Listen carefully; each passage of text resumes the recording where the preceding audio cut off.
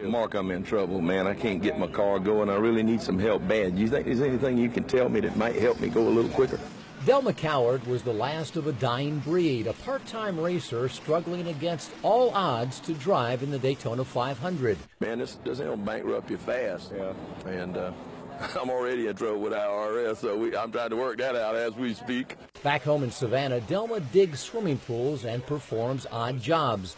I'll do anything. My motto is if you need it and I don't have it, you don't need it. Delma's the only driver whose chance of winning was always the same as his number.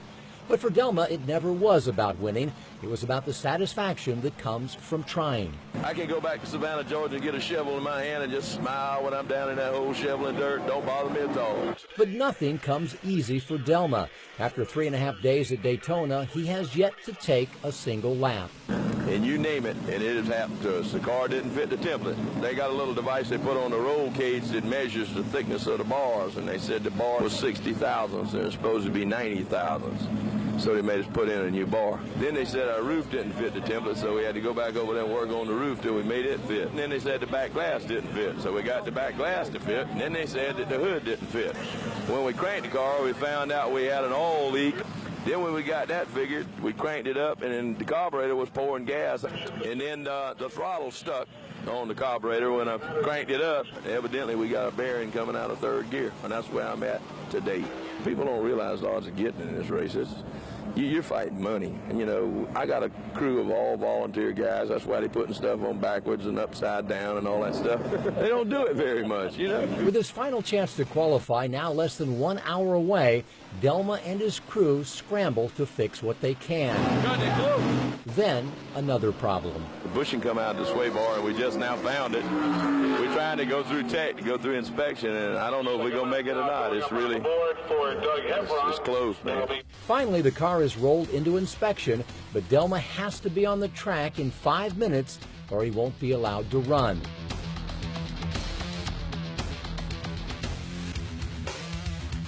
With just 30 seconds to go, the Zero car clears inspection, but it won't start, so we push.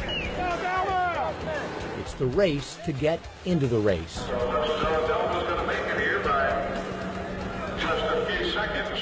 As long as he is out on pit road, he'll be allowed to qualify. So he does make it actually by about 2 or 3 seconds. Am I right on the edge or what? You're living on the edge. I'll tell you what, sometimes I think I'm going to fall off too. I really do.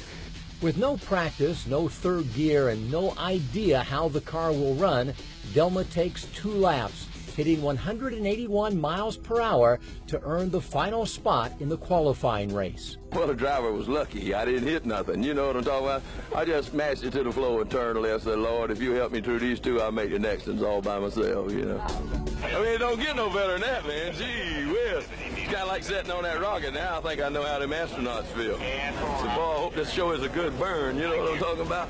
4 days later, Delma starts in the last spot in the first of 2 Daytona 500 qualifying races. If he moves up to 14th, he'll qualify for the Super Bowl of racing. I would love to win, but deep down in my heart, I know the chances of me winning Daytona 500, something would have to happen to all 39 cars in front of me before I could win. But if it did happen, can you imagine the fame, the fortune, the commercials? What are you going to do next? I'm going to Disney World! Disney World! I'm going to Walt Disney World! I'm going to Disney World! I'm going to Disney World! Man, I'm going to Disney World. And after Disney World? That'd be it, man. I'd wave goodbye to all my friends and tell my children, just take what I got here, I'm moving to Jamaica. You know, that's where it's warm and sunny and nice. All that stands between Delma and a spot in the 500 are the biggest names in racing with faster cars, bigger crews, and unlimited budgets. 32 cars take the green flag, and by the second lap, Sterling Marlin has the lead. And back, way back, way back, Delma is laying low, ready to pounce if there's trouble ahead. But there is none. Not a single crash, not a yellow flag. Delma has to move up on his own.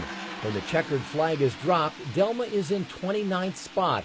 He moved up 3 places, but not enough to get in the 500.